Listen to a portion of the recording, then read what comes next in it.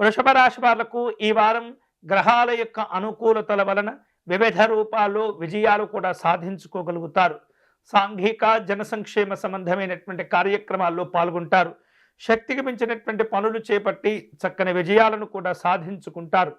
ఆర్థిక పరమైనటువంటి అంశాల్లో ఒప్పందాల విషయంలో దాదాపుగా కీలకమైనటువంటి పనులన్నీ కూడా పూర్తి చేసుకోగలుగుతారు.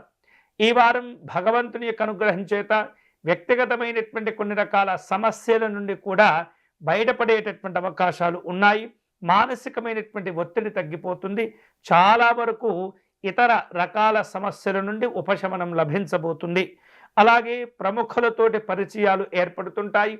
ఆ పరిచయాలను ఉపయోగించుకొని ప్రయోజనకరమైనటువంటి కార్యక్రమాలు ప్రారంభించేందుకు అవకాశాలు కూడా ఉండబోతున్నాయి. ఆదాయ మార్గాలు ఎక్కువగా ఉన్నప్పటికీ కూడా ఖర్చుల విషయంలో వృషభ రాశి వారు తప్పనిసరిగా జాగ్రత్తలు తీసుకోవటం మంచిది. అనవసరమైనటువంటి ఖర్చులు చేసి ఎంతో ఉపయుక్తమైనటువంటి ధనాన్ని కూడా మీరు వృధా చేసుకోకుండా మిమ్మల్ని మీరు నియంత్రించుకుంటూ ఉండాలి. అలాగే మీ యొక్క సహకారాన్ని మీ స్నేహితులు, మీ బంధువులు వివిధ రూపాల్లో వాటిని ఉపయోగించుకునేటటువంటి ప్రయత్నాలు చేస్తుంటారు.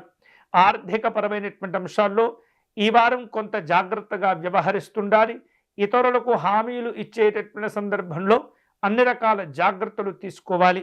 అలాగే నిర్వహిస్తున్నటువంటి వ్యాపారాలు అన్నీ కూడా ఈ వారం నిలకడగా ఉండబోతున్నాయి.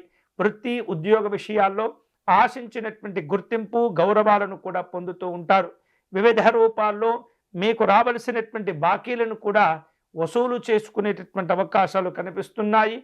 కష్టపడి పనిచేయటం ద్వారా మంచి గుర్తింపును కూడా సాధించుకోగలుగుతారు. అనారోగ్య భావనలు తగ్గిపోతాయి. అలాగే విజయాలు ఆనందాన్నిస్తుంటాయి. ఈ వారం శుభ ఫలితాలను పొందేందుకై వృషభ రాశి వారు శ్రీరాముణ్ణి పూజించటం, రామనామాన్ని నిరంతరం జపం చేసుకుంటూ ఉండటం మంచిది.